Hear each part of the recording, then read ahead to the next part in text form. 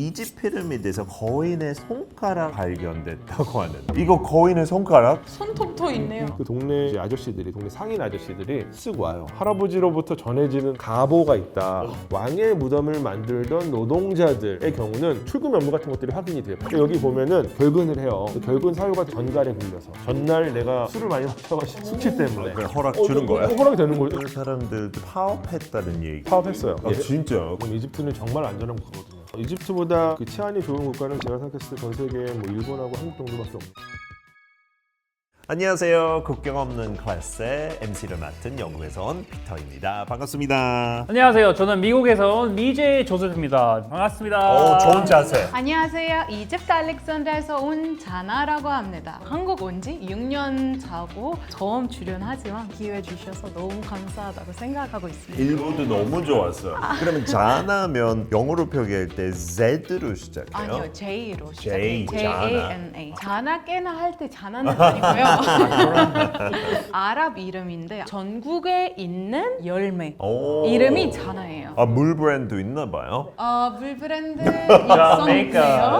있었네요. 근데 일부에서 이집트 대박물관 얘기부터 해서 피라미드 미스터리 얘기도 재밌게 네. 하고 한국랑 고대 유산 이렇게 비교하는 것도 재밌었는데 네. 오늘은 조금 다른 얘기. 현대 이집트. 원래 옛날 하면 진짜 인류 최고 문명 중에 하나잖아요. 어쩌면 1위 꼽힐 수도 있지만 네. 요즘은 경제가 굉장히 어렵다고 들었어요. 이거 진짜 맞아요? 일단은 이집트 사람들이 거대 이집트에 대한 자부심이랑 자존심 엄청 크거든요. 네. 그렇지만 현실은 생각보다 쉽지가 않아요. 물가가 많이 올랐고 네. 젊은 사람들이 사는 것까지 힘들어지고 있어요. 아, 진짜? 네.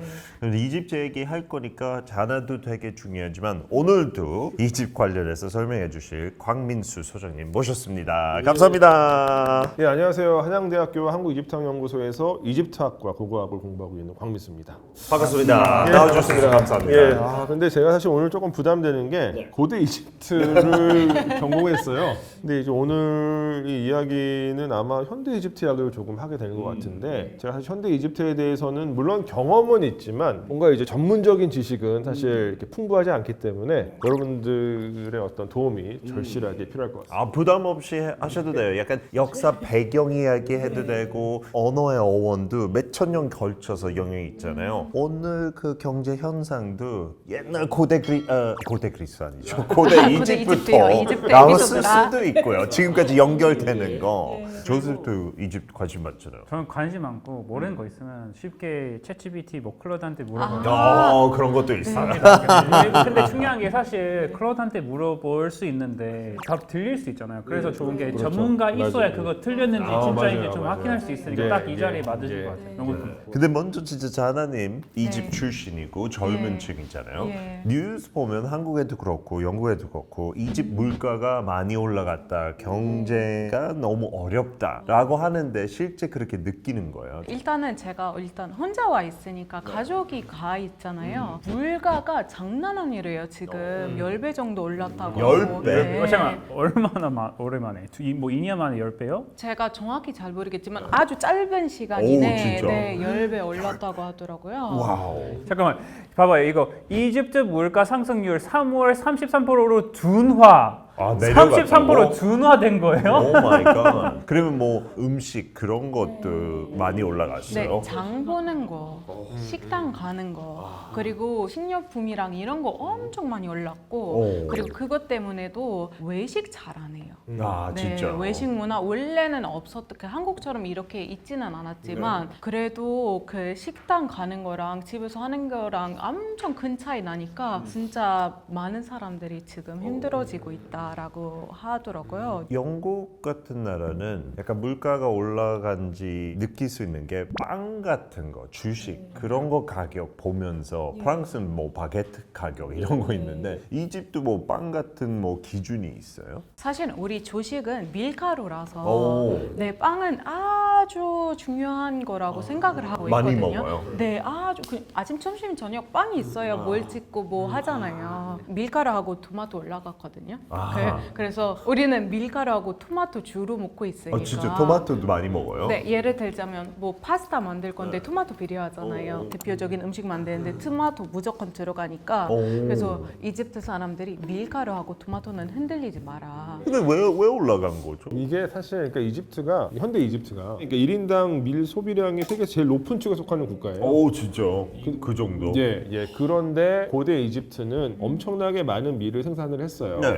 과거에 이제 로마 제국의 영토로 편입된 이후에도 이집트의 별명이 뭐였었냐면 로마의 빵바구니였거든요. 그러니까 가장 퀄리티가 좋은 밀이 가장 많이 나오는 곳이 이집트였기 때문에 나일 강변이었기 때문에 그런데 이게 현대로 오면서 밀 생산량이 많이 줄었어요. 그 이유가 이집트에서는 이제 부가가치를 높이기 위해서 특히 이 나일강 델타 지역에 정말 풍요로운 지역이거든요. 여기다가 이제 면화를 많이 키웠어요. 그러니까 요즘에도 사실 세계에서 제일 좋은 면이 나오는 곳이 이집트거든요. 아 진짜? 그래서 이집션 코튼이라고 하면은 네. 그냥 뭐 품질 보증되는 비싸죠. 비싸요. 비싼 이불이에요. 맞아요. 제일 비싼 이불에는 항상 이집션 코튼이라고 쓰여져 있어요. 호텔에서 쓰는 이불들. 문제는 이 면화는 물을 제일 많이 먹는 작물이고 그래서 면화를 키우다 보면은 밀을 재배할 수가 없어요. 그러니까 밀 재배량이 매우 줄었고 그럼 여전히 이제 주식은 변하지 않으니까. 네. 그래서 이제 이집트가 또 밀을 저기 러시아나 우크라이나에서 많이 수입을 했어요.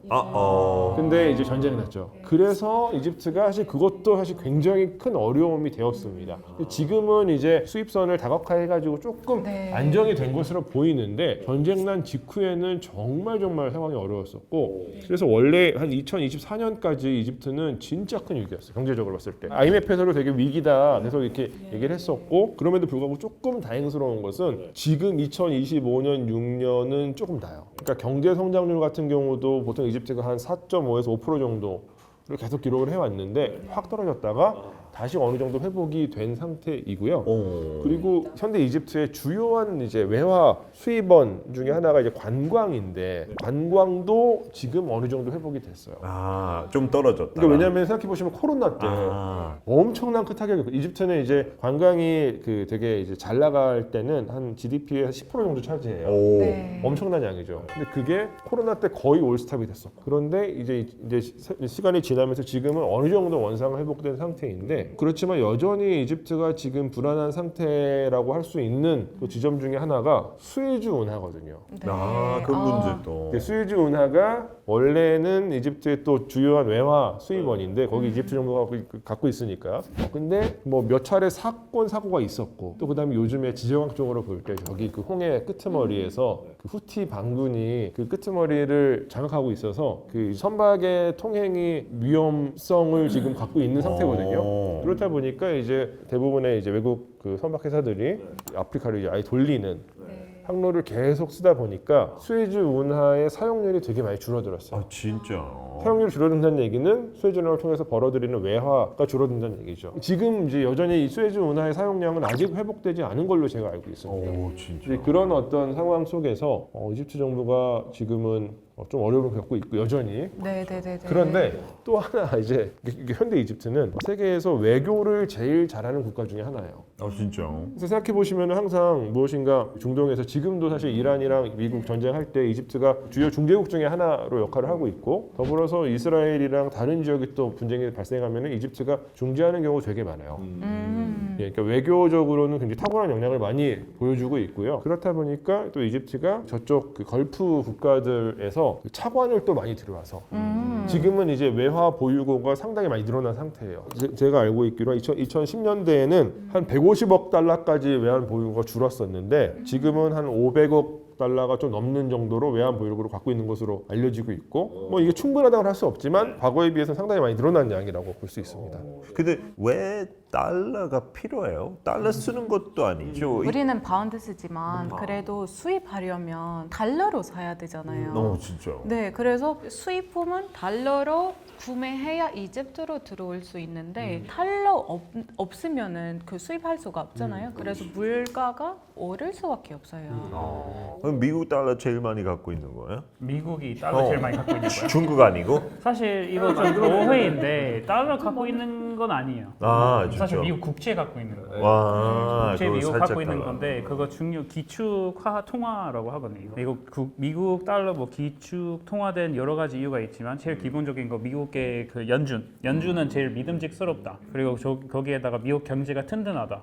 그리고 사람들이 많이 사용하니까 이제 계속 통화되는 건데 근데 그 국채 제일 많이 갖고 있는 나라는 미국도 있고 중국은 원래 많았지만 중국은 많이 팔았고 아. 근데 그거 결국에 다른 나라도 갖고 싶고 가지면 좋은 이유는 유동성 제일 많은 화폐고 그거로 다 고려되니까. 그래서 한국도 사실은 그 달러 많이 갖고 있어요. 한국도 뭐 한 12 정도, 한 4천억 불 정도 항상 갖고 있죠. 한국이. 그러니까 한국 같은 경우는 이게 과거에 90년대 후반에 그 IMF 구제금융 때에 대한 그 트라우마가 있어가지고 그러니까 외환 보유고가 굉장히 중요하다고 사람들이 인식하고 있고 정부도 그렇거든요. 달러를 최대한 많이 확보해서 정부가 갖고 있으려고. 그러니까 이집트는 아직까지 뉴스에 보면 달러 부족라는 거 나오니까 근데 희망은 그거 아니에요? 인구 많지 않아요? 네, 어느 1억, 정도? 1억 넘어요. 네. 지금 한 1억 2천만 정도 지금 네, 되는 걸로 1억 확인이 넘어요. 되고 그렇게 네. 그러면 한국 거의 더블. 그러니까 이게 엄청난 속도인 것이 한 30년 만에 인구가 2배가 됐어요. 30년 만에? 30년 어떻게 만에. 그렇게 빠른? 그러니까 뭐 출생률이 높기 때문이라고 할 수가 있겠죠. 출생률이. 많은 친구들이 막 아기도 낳고 그래요. 우리 집만 4명 낳았어요. 아, 엄마 아빠가 4명. 네, 그게 세 명. 약간 평균인가요? 네, 4명, 3명 정도 평균이. 진짜. 네. 통계적으로 보면은 지금 이집트의 출생률이 근데 그래도 꽤 많이 줄었어요. 아, 진짜. 그러니까 원래는 20세기 중반부터 한 1980년대까지는 한 출생률이 거의 7 막 이랬어요. 7.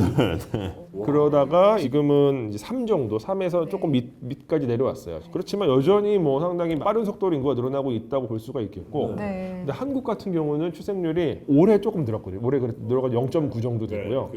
원래 심할 때는 0.7 막 이랬었어요. 그러니까 이제 오히려 이제 이거는 인구가 늘지 않는다는 얘기죠. 그러니까 이집트는 그것과 비교했을 때 엄청나게 빠른 속도로 늘고 있습니다. 친구들 많이 초대해 주세요. 네.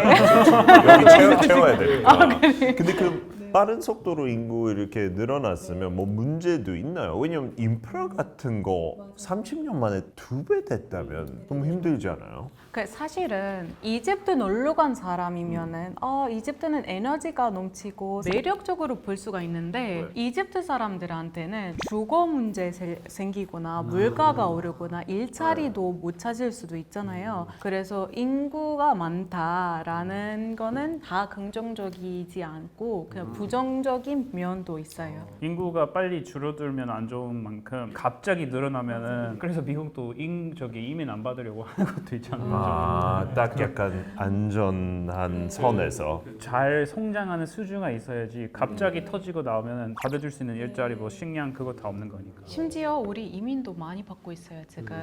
그쪽에 뭐 좀 문제가 있으니까 이민으로 많이 온대요 이집트로. 난민들 많이 네, 오고. 네, 그래서 아랍인들 뭐 안전하게 좀 살고 싶다 하면은 이집트 쪽으로 가요. 왜냐면 이집트는 정말 안전한 국가거든요. 네, 진짜 안전해요. 이집트보다 그 치안이 좋은 국가는 제가 생각했을 때 전 세계에 뭐 일본하고 한국 정도밖에 없는 거예요. 아, 진짜요? 영국은 밤에 나가면 좀 무섭거든요. 좀 무섭죠? 네, 이집트는 안 무서워요? 이집트는 안 무서워요. 오. 예. 이집트는 저는 항상 이집트를 가니까 경험을 하는데 그 이유를 생각해 보면 첫 번째로 그러니까 이슬람 인구가 많은 국가들은 치안이 좋아요. 오히려 왜냐면 이슬람의 그 규범이 사회 전체에 깔려 있기 때문에 사실 한국이 치안이 좋은 이유도 어떤 유교적 규범이 한국에 깔려 있기 때문이고 사회 전반에 타인한테 해를 끼치지 않는다. 그리고 더불어서 이집트는 공권력이 되게 강해요. 그러니까 주변에 경찰분들이 되게 많기 때문에 치안이 좋을 수밖에 없어요. 그러니까 밤에 나가도 뭐 아무 문제 없습니다. 오, 진짜. 그래서 저는 그러니까 이제 이게 한국 분들이 여행을 가시면 이집트는 이제 한국이랑 너무나 다른 어떤 모습을 갖고 있는 곳이기 때문에 걱정하시지만 실제로는 사실 뭐 물리적으로 해를 입는 경우는 뭐 거의 없다. 네. 이렇게 보통 말씀을 드리고 싶습니다. 왜냐면 제가 이집트 안전하다고 말씀드릴 때 안 믿기시더라고요. 물론 한국하고 이집트하고 제가 제한 비교하는 게 아니라 근데 진짜 안전한 편이다라고 말씀드리고 싶은데 직접 말씀해 주시니까 너무 좋아요. 근데 영국 사람들도 이집 많이 갔다가 테러가 한두 번 있어서 샤멜 셰이크 쪽에 무슨 총 그런 거 그래서 이제 약간 주의하고 있고 근데 그런 거는 진짜 예외적이고 그러니까 이집트에서는 테러도 거의 없어요. 그러니까 몇십 년마다 한 번씩 있는 건데 생각해 보시면은 사실은 런던에서도 테러 있었잖아요. 파리에서도 그쵸. 있잖아요. 네네네. 그러니까 어디서나 테러의 위험성은 있고 이집트는 그 정도라고 보시면 되고 그러니까 이집트는 애초부터 분쟁 지역이랑은 또 거리가 먼 곳이다 보니까 네. 우리가 중동하면 보통 뭔가 되게 혼란스러운 곳이라고 생각을 하시잖아요. 근데 사실 중동이라고 하는 이 공간이 엄청 거대하거든요. 우리가 보통 아시아에서 무슨 문제가 생겼다고 그래서 한국에서 문제가 있었다는 얘기는 아니잖아요. 그렇죠. 마찬가지로 그래서 이번에 그 이란하고 이제 미국 전쟁이 일어났을 때도 어떤 일이 있었냐면 한국 교민들이 살고 있잖아요. 그러니까 이스라엘 지역과 중동 곳곳에 있는 교민들이 이집트로 피난을 왔어요. 진짜 이집트로 도망갔어요. 이집트로 도망오는 거예요. 그러니까 우와. 이집트는 그 얘기는 뭐냐? 안전하기 때문에. 너무 가고 싶네요. 근데 인구가 너무 많아서 가면 또 안 될 것 같은 느낌? 너무 붐비니까 지금. 근데 이게 이집트가 사실 가능성이 굉장히 큰 국가인 것이 세계적으로 유명한 투자은행들의 보고서나 혹은 뭐 월드뱅크 이런 쪽의 보고서들을 보면 앞으로 한 30년, 뭐 40년 후에 이집트가 세계 이 GDP 규모로 세계에서 20위권 안에 들어올 것이다 라고 예측하는 보고서들이 너무너무 많이 있어요. 근데 그 이유는 이제 지금은 인구가 급격히 늘어서 여러 가지 좀 어려움들이 있을 수도 있지만 굉장히 인구가 많다는 거, 특히 이제 되게 젊은 사람들이 많다는 얘기잖아요. 네. 이집트에 실제로 지금도 한국 기업들이 진출을 해서 공장을 운영하고 있는 것들이 많이 있어요. 이를테면 삼성도 공장이 있고요, LG도 공장이 있어요. 근데 이제 이 공장을 이제 운영하는 회사 측의 반응들을 좀 살펴보면 이집트인 노동자들의 숙련도가 굉장히 쉽게 높아진다, 빨리 높아진다. 그 이유 중에 하나가 일단 전체적으로 인구 젊고, 그 다음에 이집트도 가족을 되게 중요시 여기는 문화가 있어요. 맞아요. 부모님, 그러니까 어른들 공경하고. 그러니까 이제 한국에서 공장이 들어가서 이제 한국 회사 측에서 이렇게 처음에 교육을 잘 시키면 어떤 규칙성을 따르는 거, 그런 습관들이 되게 쉽게 적용이 된다. 그래서 뭐 굉장히 좋은 성과들을 내고 있다고 합니다. 좋아요. 사실 지금 이집트는 옛날 막 피라미드 세울 때 이집트 아니잖아요. 그때는 뭐 세계 1위 100%였을 것 같은데 그때 도대체 경제가 어땠길래 그런 대단한 피라미드를 세울 수 있었을까요? 경제도 좋았을 거 아니에요. 뭐 이제 그런 어떤 물리적으로 엄청난 업적을 이룰 수 있었다는 이야기는 먹고 살기 너무 좋았다는 얘기예요. 풍부해서. 풍부해서. 네. 그 고대 이집트 문명은 나일강을 기반으로 한 문명이고 이 나일강은 1년에 한 번씩 범람을 해요.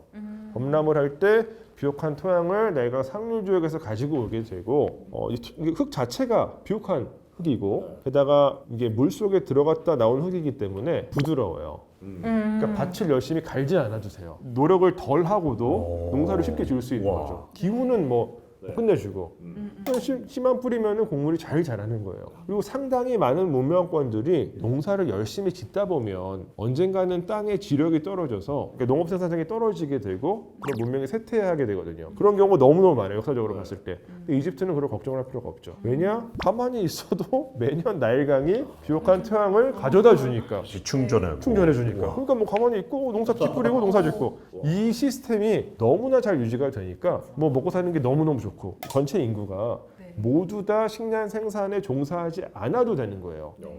그러면 어떻게 하겠어요? 뭐 딴짓을 하죠. 뭔가 좀 다른 거 해볼까?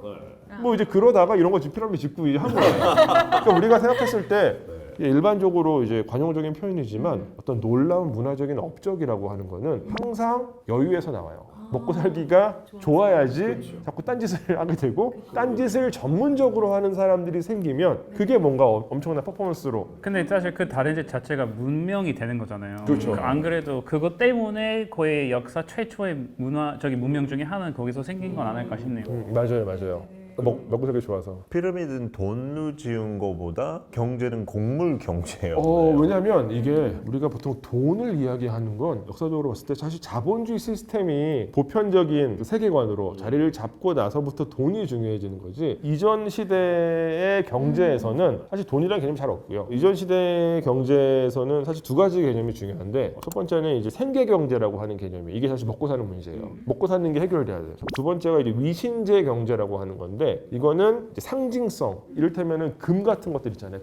금 같은 게 경제적으로 힘을 내는데 이거는 금을 가지고서 어떤 사회 내에서 어떤 사람들이 다른 사람이 누리지 못하는 권을 누리고 있다는 것을 드러냄으로써 자신의 사회적인 위치를 확고하게 만들 수 있는 그 자원이기 때문이에요. 근데 이 금 같은 귀금속 차원에서도 이집트는 놀라운 수준이었습니다. 고대 이집트 진짜? 문명은. 그러니까 어느 정도냐면 고대 이집트 문명이 사용했었던 이 금의 총량이 물론 이제 현대 인류 문명이 사용하는 금의 양과 비교했을 때는 뭐 보잘것없는 양이지만 어떤 연구들에 따르면 로마 시대 이전에 이 모든 지구상에 존재했었던 인류가 사용하던 금의 총량의 90%를 고대 이집트 문명이 사용했다라고 이제 그런 방식으로 설명하기도 해요. 너무 많으니까 그냥 여기 그 피라미드 위에다가 또 뭐 이제 그랬을 가능성이 있죠. 그랬잖아요. 없는 거면 그렇게 네. 못 하는데. 그리고 이게 투탕카멘 그 유물을 보시면 그냥 다 금천지고요. 그러니까 투탕카멘 무덤에서 출토된 이 유물에 사용된 금의 총량이 한 300kg 정도 돼요. 엄청난 양이죠.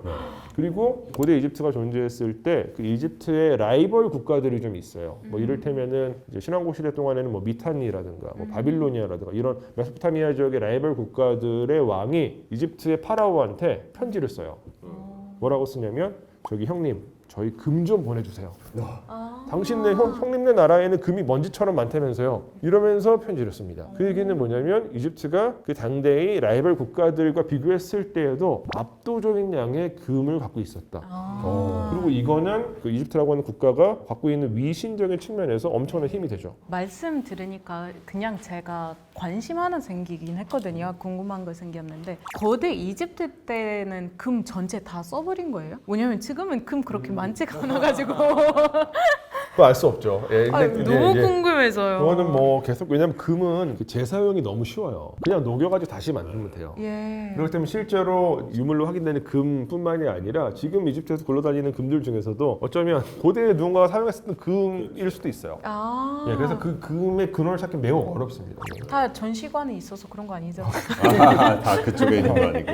근데 고대 이집트에도 회계사가 이때부터 나왔다는데 이거는 사실이에요. 그렇죠. 왜냐하면 우리가 생각해 보시면은 피라미드를 짓는다는 게 네. 이게 공학적으로도 굉장히 놀라운 기술이 필요하지만 동시에 이 피라미드를 지을 때 투입되는 노동력을 관리해야 하는 사회 시스템도 중요해요. 그러니까 이 노동력을 관리하는 행정 시스템. 그러니까 그 얘기는 뭐냐면은 인력 관리를 하고 동시에 이 사람들한테 계속 매겨야 되죠. 일을 시켜야 되니까. 그럼 당연히 이거는 회계적인 업무예요. 이 업무를 담당하던 전문 인력이 있었습니다.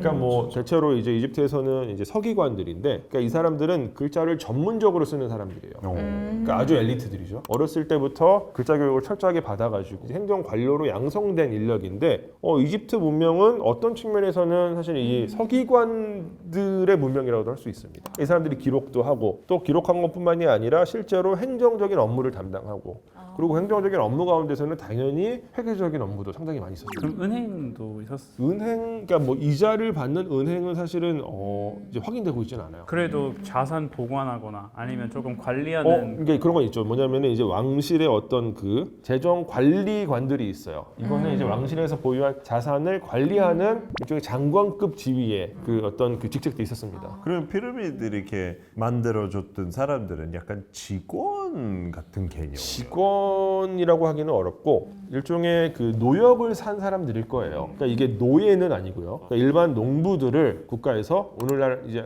한국 남자들이 군대 가는 것처럼 네. 착출을 하는 거죠. 이제 뭐 일정 기간 동안 이 피라미드 짓는 이 현장에서 일을 하게끔 의무를 부과했던 것으로 보이고, 근데 피라미드 건설에 담당한 노동자들한테 주어진 삶의 조건이 생각보다는 괜찮았었던 것으로 보여요. 이를테면은 이 사람들이 살던 숙소 같은 경우, 그 다음에 이 사람들이 먹던 음식 같은 경우가 굉장히 괜찮은 퀄리티였고, 뭐 예컨대 이제 피라미드를 짓던 노동들이 살던 캠프 유적이 확인됐는데 그 주변에서 상당히 많은 양의 동물뼈와 생선뼈가 확인이 돼요. 아, 그거 먹었다는 그렇죠. 얘기죠. 단백질이 계속 공급됐다는 얘기죠. 예. 힘이 있어야 되니까. 그렇죠. 예. 힘이 있어야 예. 짓겠죠. 그리고 네. 이게 그러니까 이집트는 워낙 풍요로운 국가다 보니까 헐리우드 영화에서는 피라미드 지을 때 막 이렇게 채찍 때려가지고 그렇죠. 아, 네. 막 그렇게 한 것처럼 이제 묘사가 되잖아요. 근데 사실 그런 그런 모습은 없었던 것으로 생각합니다. 아 진짜. 물론 어느 정도 강압적인 면이 있었겠지만 일하던 노동자들은 노예 계급은 아니고 그냥 일반 평민들이라고 보시면 될 것 같아요. 또 뭐 연차, 뭐 휴가 같은 것도 있었어요. 그것도 있었던 것으로 보이는데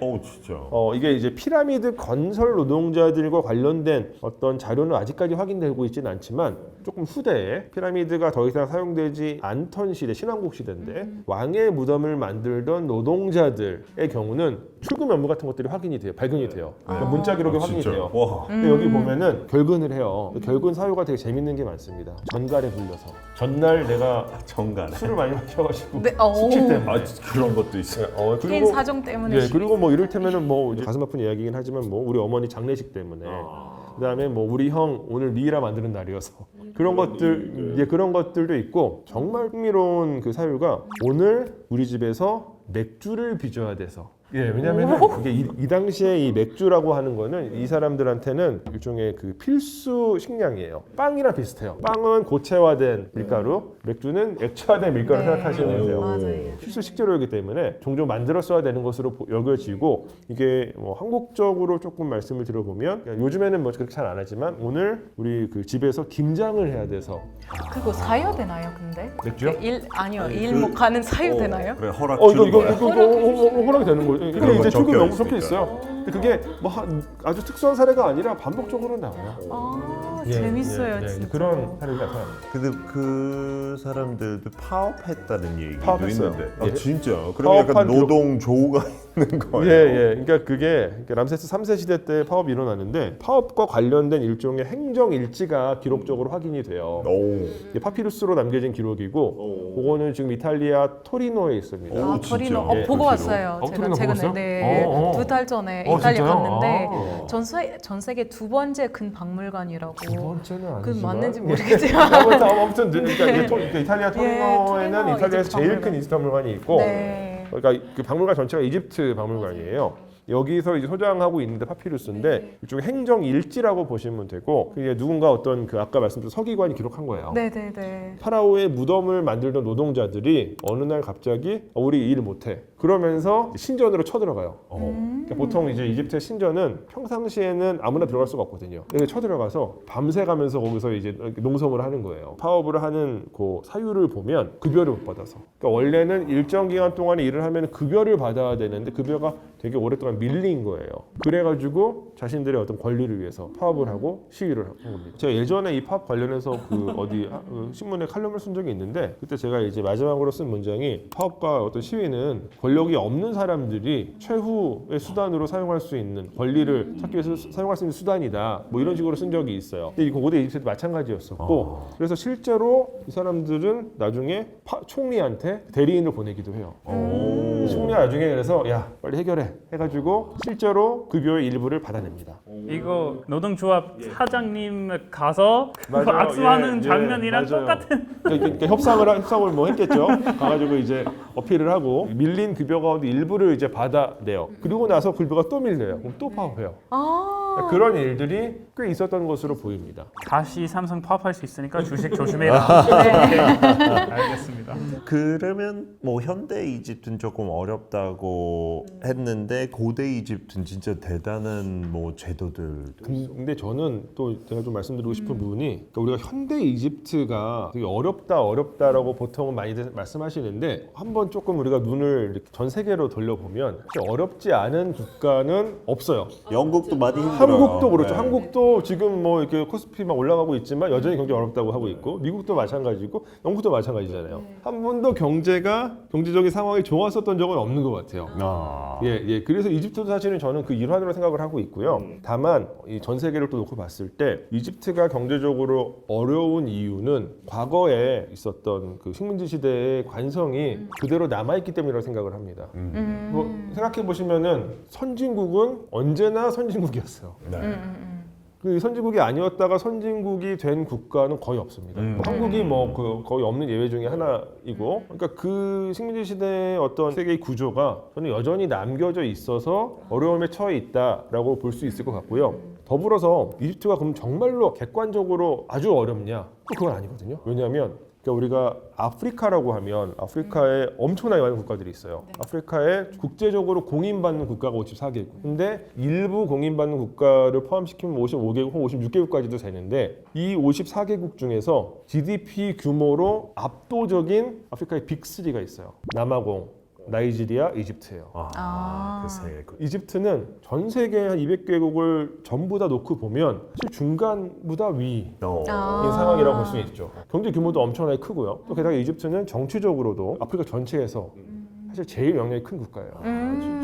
중동에서도 사실 강국 중에 하나고 군사적으로도 뭐 압도적으로 강력해요. 그 지역 내에서. 그러니까 뭐 이컨대 중동에서도 생각해 보시면 뭐 터키나 이집트나 다 군사적 강국이기 때문에 아무도 함부로 대하지 못하는 그런 국가입니다. 그러니까 비교적 세계 지금 시점을 비교하면 괜찮다. 괜찮죠. 예, 그렇게 그러니까 나쁘지 않다. 이게 괜찮다. 그렇죠? 저는 그래서 이집트가 과소평가되고 있는 부분이 있는 것 같아요.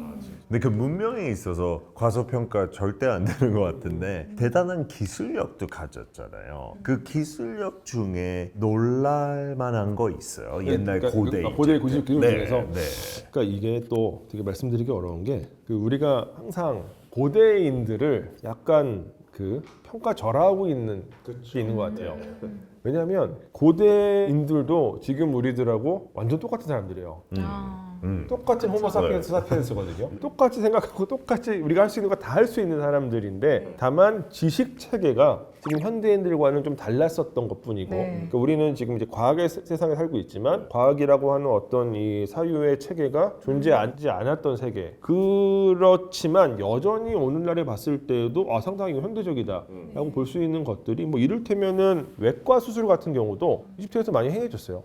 수술. 예, 뇌 수술이 행해진 경우도 있고요. 물론 성공 여부는 분명하진 않지만 그러니까 시도된 적은 있어요. 그러니까 뇌암을 제거하기 위해서 이렇게 시도했었던 흔적이 있어요. 그걸 알 수 있는 이유가 남겨진 흔적들을 보면 이 환자가 그 수술을 받고 나서도 일정 기간 생존했었다 이렇게 나타나거든요. 결국에 성공했는지는 알 수 없지만 뭐 그런 것도 있고 그 다음에 뭐 외과 수술 측면에서 의학 교과서들이 기록으로 남겨져 있는데 그 중에서 이제 에드윈 스미스 파피루스라고 하는 일종의 의학 교과서가 있는데 여기서는 신체 머리 위에서부터 발끝까지 후반부는 조금 이제 그 기록이 없어졌지만 생겨난 그 상처나 골절이나 이런 것들에 대해서 외과적으로 대응하는 방식들이 기록이 돼 있어요. 그러니까 뭐 상당히 경험적으로 봤을 때 의미 있는 그런 이제 의학술이라고 할 수가 있을 것 같고요. 많이 발달돼 있어요. 예, 그렇죠, 그렇죠. 문명의 산증 중에 하나는 저는 화장실이라고 생각하거든요.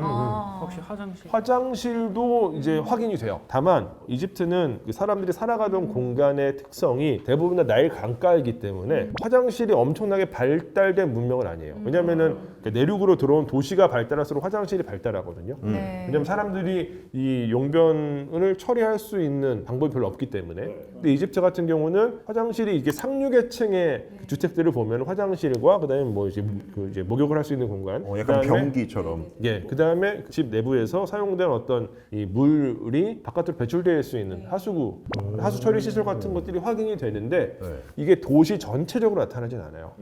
그거는 아마도 나일강의 존재 때문에 그냥 뭐 거기 갖다 버리면 되니까 가까운 데 있으니까 이제 그런 측면이 있고 반면에 이집트 문명이랑 자주 같이 어떤 초기 문명으로 언급되는 인더스 문명, 인더스 문명 같은 경우는 정말 화장실과 목욕 시설이 체계적으로 발전돼 있죠. 도시 자체에. 사실 이집트처럼 더운 지역에서 씻고 배수하는 거 제일 중요하다고 생각을 했대요. 그거 잘 관리 안 하면 건강 문제 뭐 그런 거 병도 많이 생기고.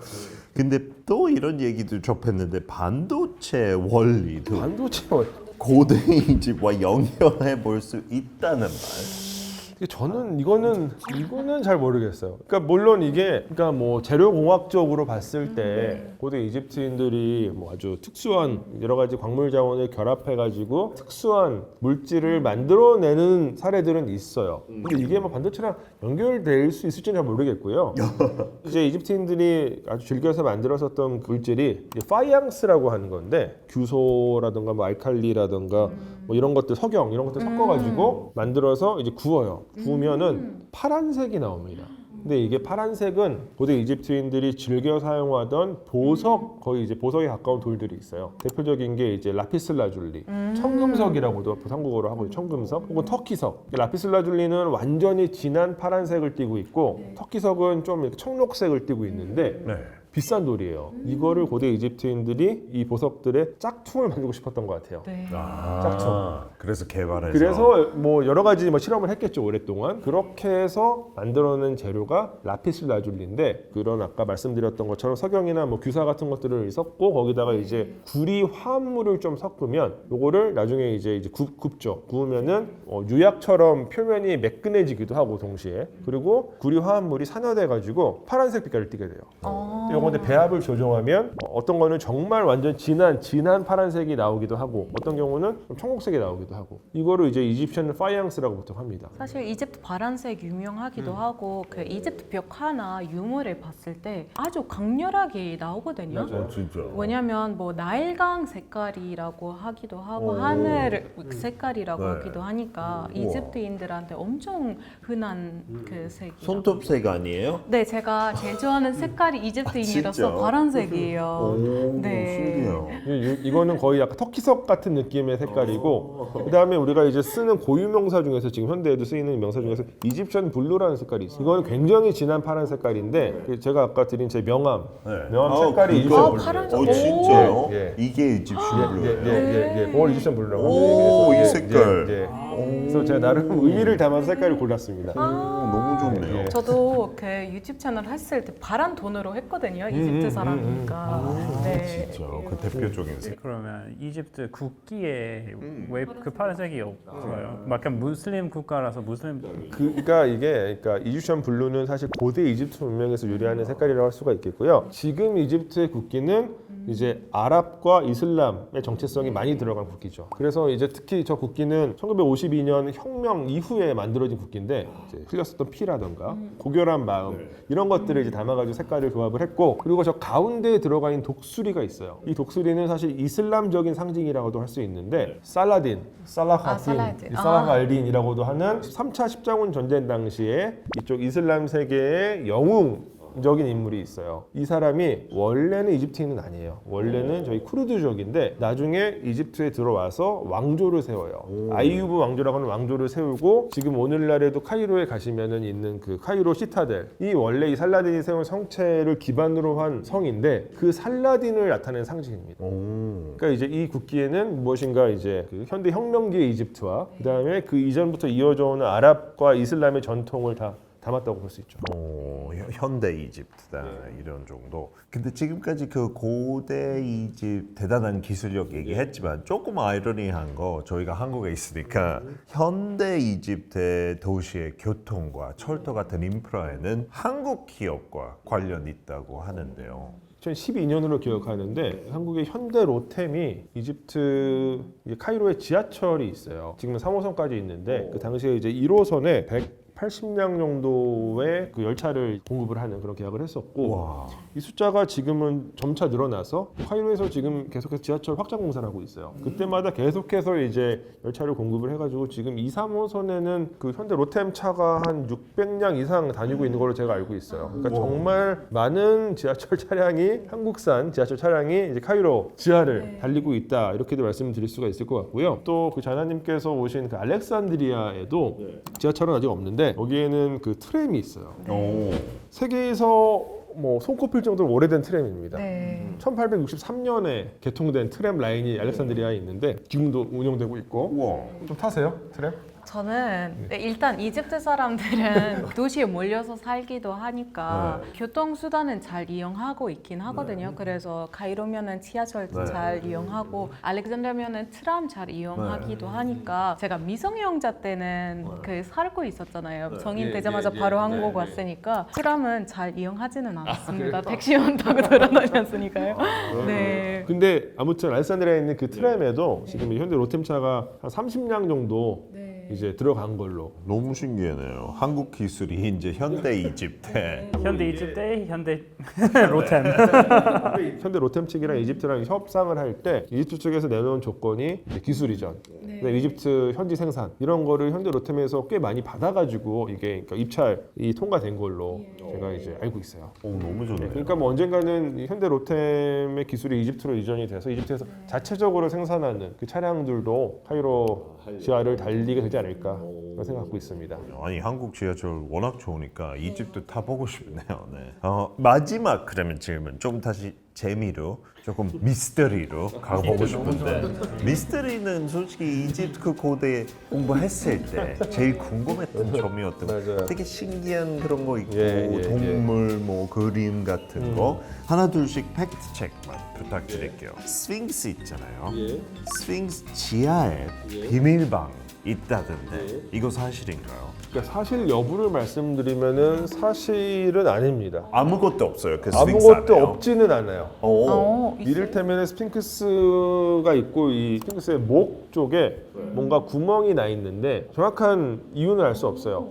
다만 요거는 이제 후대에 스핑크스는 기원전 2,500년에 지어졌으니까 그 후대도 되게 길잖아요. 그 후대에 언젠가 그걸 이제 그 뭔가 설치를 한다든지 뭔가 조사를 하기 위해서 뚫은 것으로 생각이 되고요. 특별하게 그 안에서 뭔가 방 같은 게 발견되지 않았고요. 더불어서 20세기 초반에 그 미국의 그 영매가 있어요. 일종의 무당이 있는데 그 에드가 케이시라고 하는 사람이 뭐 엄청나게 많은 예언을 내놨는데 스핑크스의 지하에 어떤 비밀의 방이 있고 거기서 뭔가 고대로부터 전해지는 어떤 비전의 이 문헌들이 거기서 발견될 것이다 오. 라고 예언을 한 적이 있어서 네. 그래서 20세기 중반 이후로 굉장히 많은 학자들이 조사를 했어요. 실제로 그래서 할 수 있는 거 다 해봤어요. 뭐 이를테면 요즘에는 이제 지하를 볼 때 지진파 탐사를 한다든지 혹은 뭐 지표 투과 레이더를 쓴다든지 2000년대 들어오면서 정말 많은 조사들이 있었는데 확인된 것이 없습니다. 아직까지. 물론 스핑크스의 뒷다리 지하에 어떤 빈 공간이 있는 것으로는 확인이 되는데 근데 이게 그러니까 뭔가 방은 아닌 것으로 보이고요. 그리고 인공적으로 만들지 않았을 가능성도 있어요. 왜냐하면 여기 자체가 석회암 지대이기 때문에 이 석회암은 사실은 물이 들어가면 녹아내리거든요. 자연스럽게 그 내부에 공동이 생겨요. 이제 그 결과 생긴 공동일 수도 있다라는 판단이 내려지고 있고. 그래서 아무튼 결론부터 말씀드리면은 뭔가 인공적으로 만든 방 같은 빈 공간을 스핑크스 지하에서 혹은 스핑크스 내부에서 발견된 적은 없다. 그 피라미드 가면 입장할 때 들어갈 수 있는 티켓도 있고 없는 네, 맞아요, 티켓도 맞아요. 있는데 그쵸, 그쵸. 스핑크스 들어갈 수 있는 티켓 들어본 적이 없어가지고 스핑크스 궁금해요. 내부는 없어요. 아, 네. 진짜 그냥 큰 그런 예, 스핑크스는 원래 일종의 하나의 돌산을 깎아가지고 만든 그런 돌산을 거예요. 깎았어. 돌을 막 쌓은 것도 아니고 그냥 이제 어떤 돌을 깎아가지고 만든 거예요. 그러면 다음 질문. 하와라의 미궁은 뭐 하는 것인가요? 근데 하와라 미궁 들어보셨어요? 지금 들어보고 있어요. 그러니까 이게 사실 별로 유명하지도 않아요. 이거 피라미드 이름이에요? 이게 그러니까 피라미드 그 아멘에메트 3세라고 하는 중왕국 시대 파라오의 피라미드인데 하와라라고 하는 곳에 있어요. 카이로에서 한 남쪽으로 100km 정도 떨어진 곳이고요. 근데 여기에 가면은 그 아멘에메트 3세라고 하는 중왕국 시대 파라오가 만든 피라미드가 있는데 일반적으로 여러분들이 잘 알고 계시는 피라미드는 고왕국 시대 피라미드예요. 고왕국 시대 피라미드는 어쨌거나 무조건 다 돌로 만들어요. 네. 근데 중왕국 시대의 피라미드는 그것보다 길게는 한 600년, 700년 정도, 뭐 짧게는 500년 정도 후에 만들어진 피라미드인데 이 피라미드들은 진흙벽돌로 만들어요.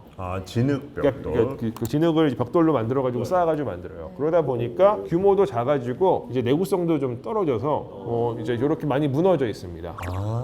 이게 흔적이에요? 네, 여기 피라미드예요. 와, 그냥 무슨 산 같아. 맞아요. 그냥 보면은 그렇게 뭐 피라미드처럼 느껴지지 않으실 수도 있어요.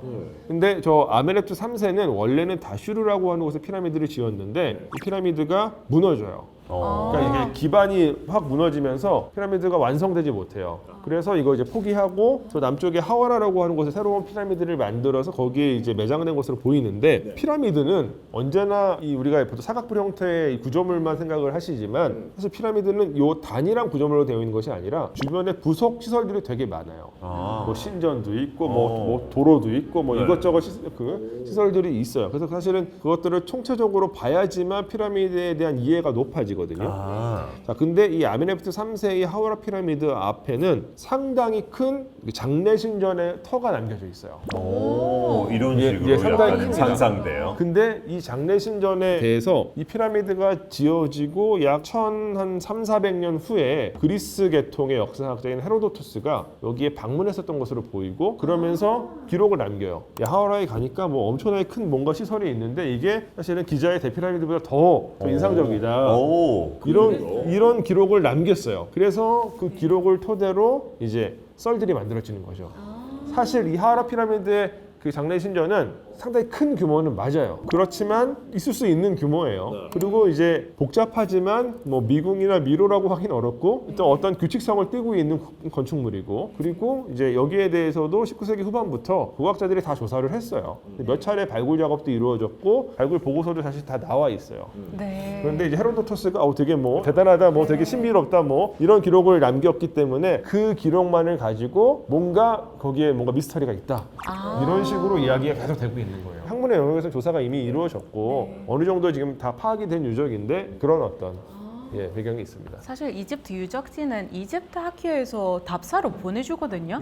그 피라미드 수학 여행으로 예, 예. 가고 뭐 여기저기 다 가는데 여기 제가 들어본 적도 없고 그쵸, 그쵸. 이집트에서 인기 없는 곳 같아요. 그러니까 여기 너무 많이- 물론 저는 가봤는데 물론 여기는 관광지는 아니에요. 아, 네, 진짜. 그래요. 관광지는 아니기 때문에 여행자들이 일반적으로 방문하는 곳은 아니죠. 제가 사실 그냥 차 타고 지나가면은 진짜 그냥 산이라고 생각하거든요. 이제 뭐 산이에요. 뭐 그 우리 고향에도 있어요. 그러면 그냥 지나갈 것 같아요. 이것도 대단한. 근데 그런 저거를 거잖아요. 자세히 들여다보면 진입벽대 착착 쌓여 있어요. 하고 마지막 이집트 피라미드에서 거인의 손가락 유의 사진이 발견됐다고 하는데 이제 이거 무슨 일이에요? 사진이 발견됐어요.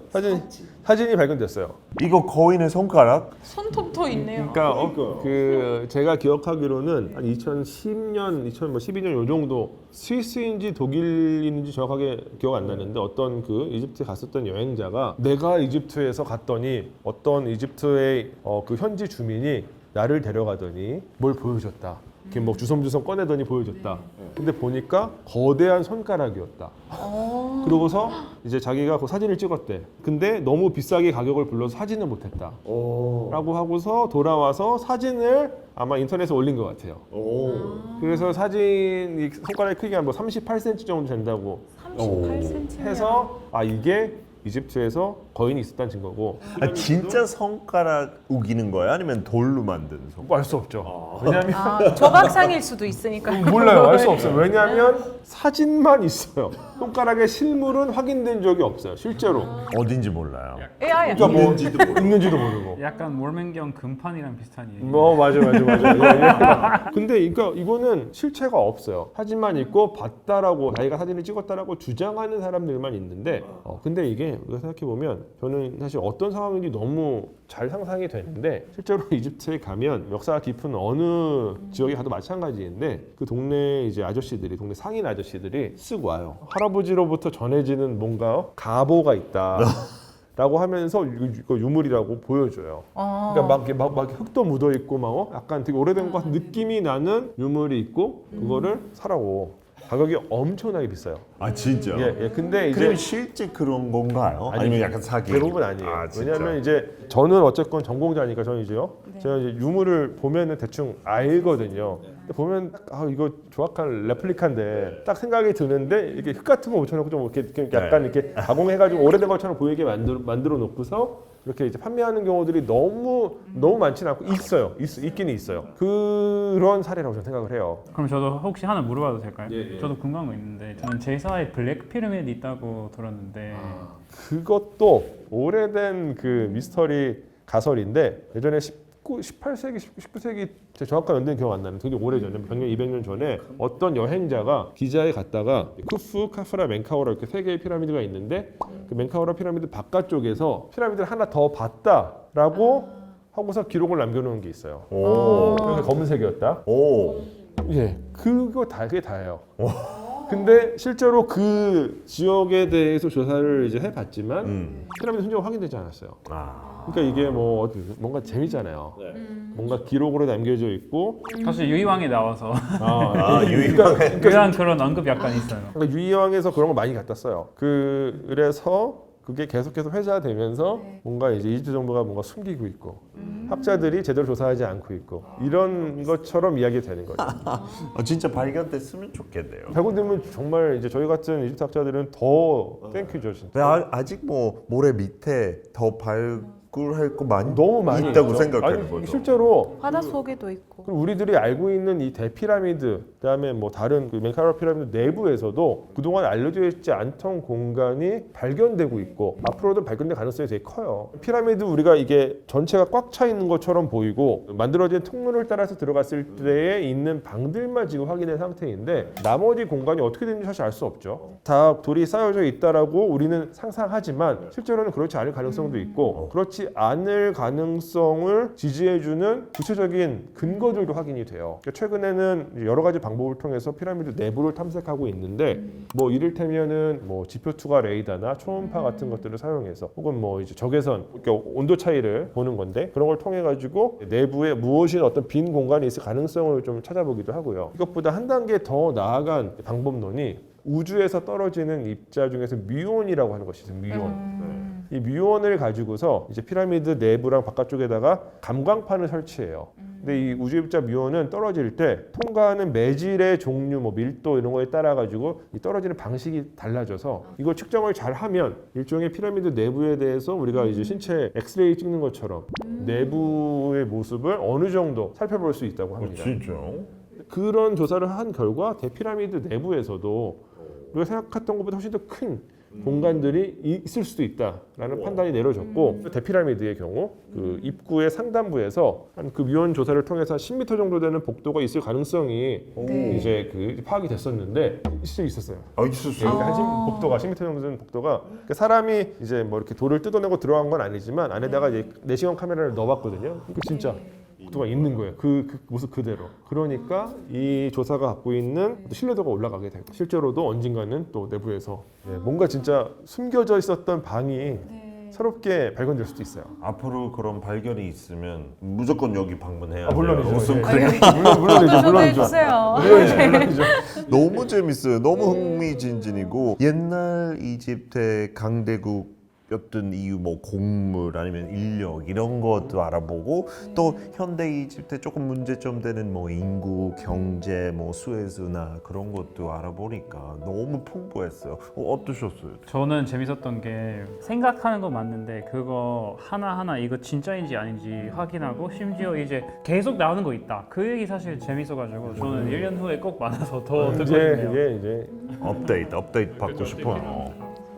저도 모르는 게 알게 돼서 너무 인상 깊었고 그 다음에 이집트에서 저도 들어본 적이 없는 이야기랑 본 적이 없는 그런 것들 다 여기서 알게 돼서 너무 한국에서 외국 분들한테 네 들은 거는 아주 재밌었고 인상 제일 깊었어요. 감사합니다. 맞습니다. 소장님 어떠셨어요? 저도 뭐 이렇게 굉장히 묘한 조합이잖아요. 그렇죠. 영국, 미국, 이집트에서 오신 분들 한테 또 한국 출신인 제가 이집트 얘기를 하고 있고 굉장히 묘한 조합이어서 너무 흥미로웠고 또 한 가지 제가 좀 말씀드리고 싶은 거는 사실 이집트에 대해서 우리가 출신 지역이 어디든 대부분 다 관심을 갖고 계세요. 근데 그 관심의 이유는 생각해 보면 무엇인가 우리가 지니고 있는 이 공유하고 있는 현대 인류 문명의 뭐 시발점이라고 하기는 어렵지만 이 현대 인류 문명이 그 나타나기 이전까지의 과정 중에 하나로서 고대 이집트 문명은 상당히 큰 임팩트 있는 어떤 역사적인